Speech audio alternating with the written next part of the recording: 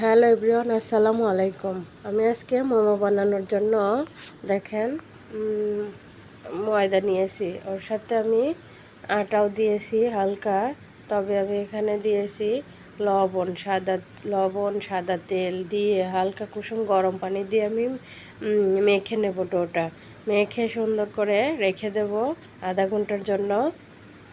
তারপর আমি রেখে দিই। দেখুন একটা টেকনিক, পলিথিনের মধ্যে রেখে দিলে হয় কি আটাগুলো নরম সফট থাকে। এই জন্য আমি এই যে আটাগুলো মাখা কমপ্লিট, এখন আমি রেখে দেবো। এই যে আমি মুরগির মাংস নিয়েছি, চিকেন গুলো নিয়ে আমি এই যে সুন্দর করে ছোট ছোট কিমা করে নিচ্ছি। কিমা করে নিয়ে আমি পরিষ্কার করে ধুয়ে নিয়েছি। ধুয়ে নিয়ে কিমা করে যে রেখে দেবো।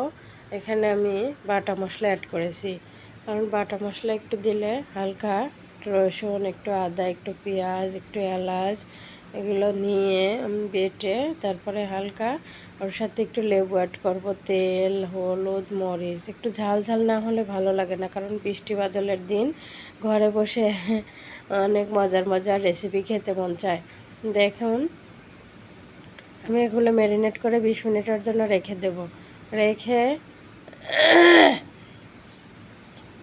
ম্যারিনেট করে যে 20 মিনিটের জন্য রেখে দেব। আমার চ্যানেলটা ভালো লাগলে সবাই সাবস্ক্রাইব করবেন প্লিজ, একটা লাইক কমেন্ট করবেন। যারা সাবস্ক্রাইব করেছেন তাদেরকে অসংখ্য অসংখ্য ধন্যবাদ। আর যারা করেননি তারা অতি দ্রুত করে নিন। ভালো ভালো রেসিপি পাওয়ার জন্য এই যে ফ্রাই প্যান গরম করে তেল দিয়েছি। এখন আমি এখানে চিকেনগুলো দিয়ে দেবো। চিকেনগুলো ভালো করে ভেজে নেব। ভেজে রেখে তারপরে আমি ডোটা আবার লেচি করব। ডোটা লেচি করে আমি বেলে নেব। বেলে ছোট ছোট লেচি করে নিয়ে আমি ওখানে মাংস দিয়ে তারপরে আমি ওখানে মাংস দিয়ে তারপরে ওখানে আমি এখন মোমোর শেপ তৈরি করব। মোমোর শেপ তৈরি করতে অনেক ঝামেলা, এখন সবাই পারে না, আমি সেরকম পারিনি, কিন্তু তবু আপনাদের দেখানোর জন্য করেছি।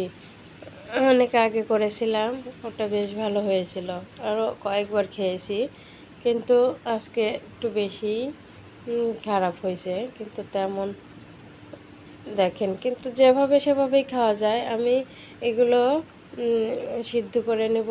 সিদ্ধ করে